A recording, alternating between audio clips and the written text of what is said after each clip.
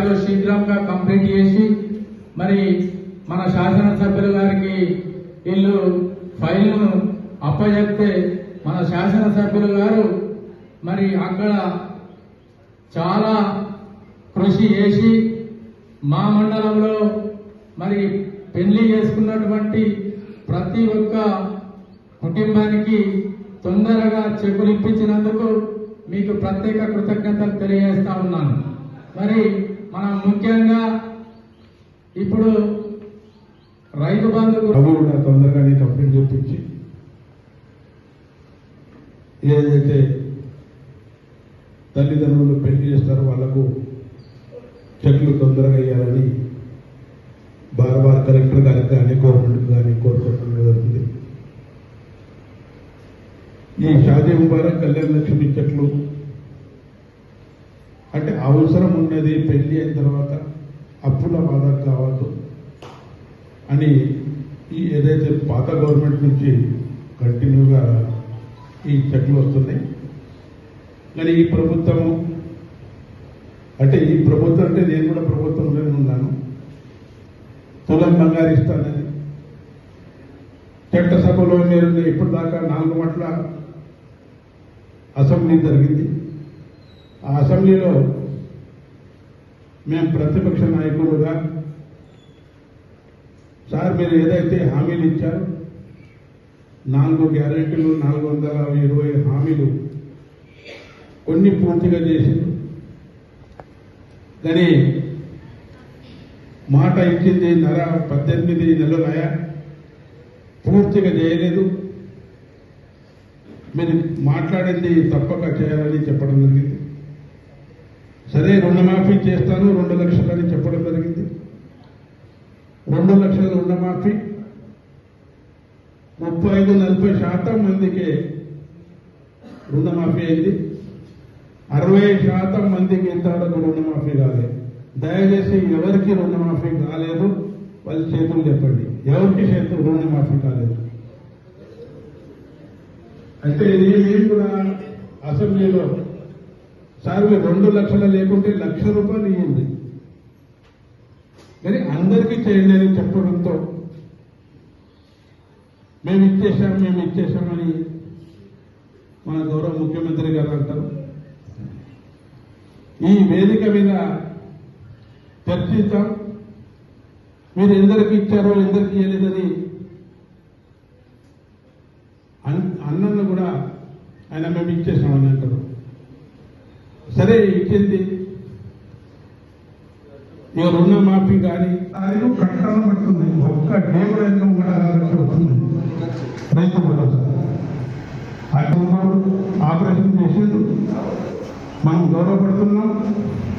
ప్రపంచంలో ఇలా 4వ స్థానంలో తీసుకొచ్చిన ఘనత ఇలా మన ప్రధానమంత్రి నరేంద్ర మోదీ. లేకుంటే 11వ స్థానంలో ఉండేది మనం. ఇలా ఎక్కడ చూస్తే బయట నుంచి నిర్మల్ పోవాలంటే 3 గంటలు 2 గంటలు జరుగుతుంది కదా. 30 నిమిషాల బయట నుంచి నిర్మల్ వెళ్ళిపోతున్నాం. ఇలా నిజామాబాద్ పోవాలంటే బుర్రని నాకు బండి ఆగవచ్చింది. అది అన్ని సెంట్రల్ గవర్నమెంట్ నరేంద్ర మోదీ గారి పుణ్యంతో జరుగుతుంది. మీకు కూడా ఇంట్రెస్ట్ రేట్ కోసం రికమెండ్ చేశాను. ఈ మన తమిళ రోడ్ కావాలని అది కూడా పరిస్థితిలో ఉంది.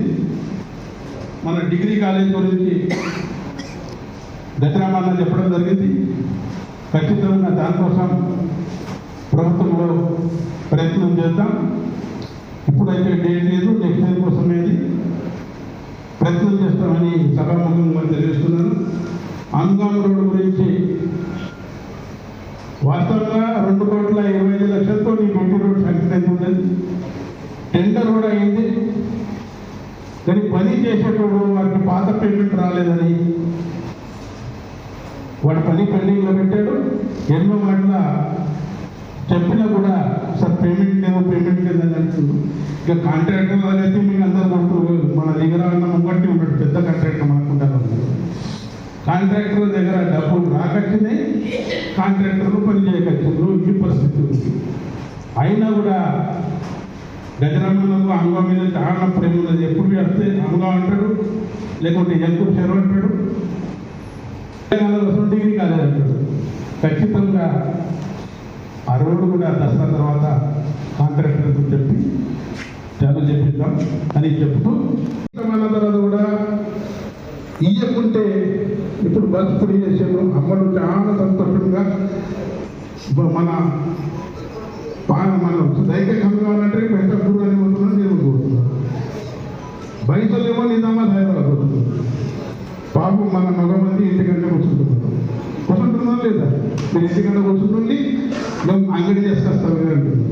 అంటే ఈ పరిస్థితి పరిస్థితి అయిపోయింది. 2000 యూనిట్లు ఏదైతే ఫ్రీ అన్నారో కొందరికి ఇంకా కూడా income tax paid income tax ఎవరికైతే లైసెన్స్ ఉందో ఎవరైతే తీసిందో వాళ్ళకి ఇయ్యలేదు. ఇంకా అది కూడా కొన్ని పెండింగ్ ఉంది. సరే డబ్బులు లేవు ప్రభుత్వంలో. మన ముఖ్యమంత్రి చెప్తుంటూ నా బట్టలు తిప్పిస్తే బట్టలు తీస్తే కూడా పరిస్థితి అవుతుంది. ఏ ముఖ్యమంత్రి కూడా ప్రభుత్వం వచ్చిన తర్వాత 1947 నుంచి 75 సంవత్సరంలో ఏ ముఖ్యమంత్రి కూడా నా దగ్గర బట్టలు లేవు, బట్టలు తిప్పిన దాకా పైసలు లేవు అనేది ఏ ముఖ్యమంత్రి కూడా నేను కూడా 54 పుట్టినా, నేను 12 ఎలక్షన్స్ చూసిన. కానీ ఇటువంటిది నేను ఏ ముఖ్యమంత్రి కూడా తెలియలేదు. సంబరాలు చేస్తున్నారు సంతోషంగా, అన్నీ చేసిన తర్వాత సంబరాలు చేయలేదు కదా. ఏదో సంబరాలు చేసినాం మేము చేసినాం అంటే నడదు కదా. ఎలక్షన్ కొరకాయ ఇవన్నీ నాకు కదా. ఇప్పుడు పంచాయతీ ఎలక్షన్స్ వస్తాయని ఇవన్నీ చేస్తున్నాం. కానీ పబ్లిక్ ఒకటే మారది, పబ్లిక్ అంత కొడుతుంది, పబ్లిక్ ఆలోచించది. ఈ రైతు భరోసా ఇచ్చింది ఓన్లీ పంచాయతీ ఎలక్షన్ కోసమే. పంచాయతీ ఎలక్షన్ తర్వాత ఇస్తే ప్రభుత్వం ఖచ్చితంగా వాస్తవంగా ప్రభుత్వం నచ్చిందని మేము సపోర్ట్ పడతాం, చాలా సత్కారం చేస్తాం. అందరికీ తెలిసిపోయింది. అయినా పర్వాలేదు, పాత గవర్నమెంట్ చాలా అప్పుల బాధ పెట్టింది.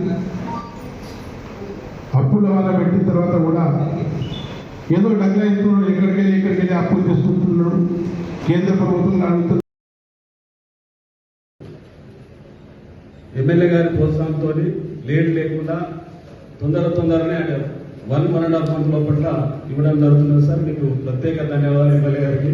దీంట్లో తహసీల్దార్ గారి కృషి కూడా ఉన్నది, వారికి కూడా ప్రత్యేక కృతజ్ఞతలు. ఏదైతే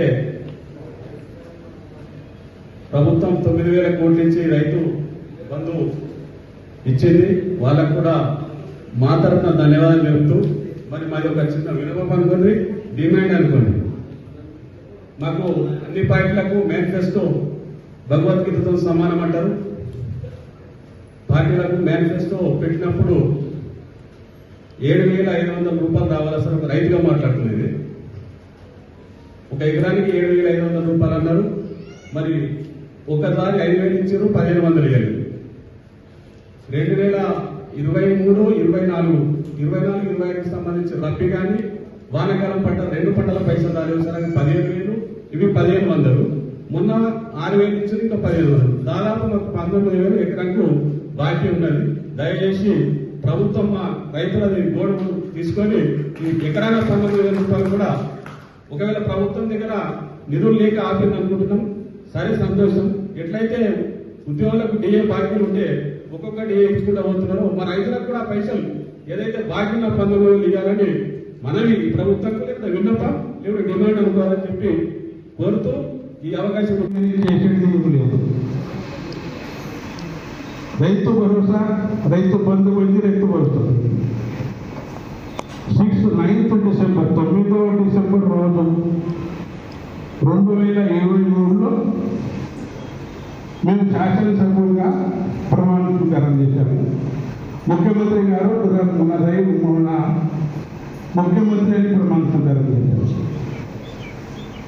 అంటే డిసెంబర్లో రబీ పంట రైతు భరోసా అయ్యారు. దాని తర్వాత జూన్లో వర్షాకాలం రైతు భరోసా అయ్యారు. డిసెంబర్లో రైతు భరోసా 5,000 చొప్పున ప్రతి ఎకరానికి ఇచ్చారు. జూన్లో రైతు భరోసా ఏదైతే 7,000 అన్నారో జూన్లో ఏం కూడా ఇవ్వలేదు. మరలా మొన్న డిసెంబర్లో 3 ఎకరాలకు 3.5 ఎకరాలకి వచ్చింది, 3.5 ఎకరాలకు కొందరికి వచ్చేసి కొందరికి వచ్చింది 4 ఎకరాల వరకు వచ్చింది. ఎమ్మెల్యే గారు అనుకోండి, ఎంఆర్ఓ గారు అనుకోండి, ఇద్దరు పిఏలు పెట్టి అనినిత్యం పరిశీలన చేస్తూ వాళ్ళు పెళ్లి చేసుకుంటారు, వాళ్ళు భాగ్యలాలు ఉంటారు. ఎంత తొందరగా వాళ్ళకి పైసలు ఇప్పిస్తే వాళ్ళ ప్రాబ్లం సాల్వ్ అవుతుందని చేస్తున్నందుకు వారికి ప్రత్యేక ధన్యవాదాలు తెలుపుతూ, అందరి గురించి ఇప్పుడు నేను వచ్చినప్పుడు ఒక 3 అమ్మలు వచ్చారు నా కాళ్ళ. అదేం అమ్మ ఏం సంగతి చెక్కు తీసుకుంటారు సంతోషమేనా అంటే అదేమంటారంటే, సార్ మాకు అప్పుడు ఎలక్షన్ ముందర చెప్పి నీకు తులం ఇస్తే బాగుంటుండే, అది ఇయ్యక మాకు చెప్పి మోసం చేస్తున్నారు అని అంటున్నారు. అమ్మ మనం వచ్చిన దాంట్లో సంతోషపడాలా, ఇట్లా అందరు చెప్తుంటారు, ఇక మనం దాన్ని పట్టించుకొని బాధపడుతున్నట్టు ఉంటుంది, ఉన్న ప్రాబ్లం సాల్వ్ చేసుకోవాలని చెప్పేది జరిగింది. అదేవిధంగా ముఖ్యంగా చెప్పేది ఏంటంటే, రైతులకు ఇప్పుడు మొన్న ఈ సీజన్లో జొన్న రైతులందరూ ప్రాబ్లం నుండి పైసలు వస్తలేమంటే ప్రత్యేకంగా నేను ఆ రోజు రామరపట్ల గారితో కూడా వివిధ అధికారుల దగ్గరికి వెళ్ళడం జరిగింది. వాళ్ళకు ఏ విధంగా రిక్వెస్ట్ చేశారంటే, ప్రజలు ఇప్పుడు విత్తనాలే మనం రైతు భరోసా పైసలు వస్తలేవు సార్, అది గవర్నమెంట్ పైసలు ఇస్తీయని ఇంకా ఎంత జొన్నలో అమ్ముకున్నారు, వాళ్ళు 2 నెలలు 3 నెలలు ఎత్తున చాలా కష్ట పరిస్థితులు ఉన్నారని ప్రత్యేకంగా రిక్వెస్ట్ చేసి మన కాన్ఫరెన్స్కి చెప్పిన వెంటనే అతను ఆఫీసర్ 1 వీక్ 10 డేస్ లోపల ఇస్తున్నాడు. ఆ సార్ కూడా శ్రీనివాస్ రెడ్డి గారికి, ఎండి శ్రీనివాస్ రెడ్డి గారికి ప్రత్యేక ధన్యవాదాలు తెలుపుతున్నా.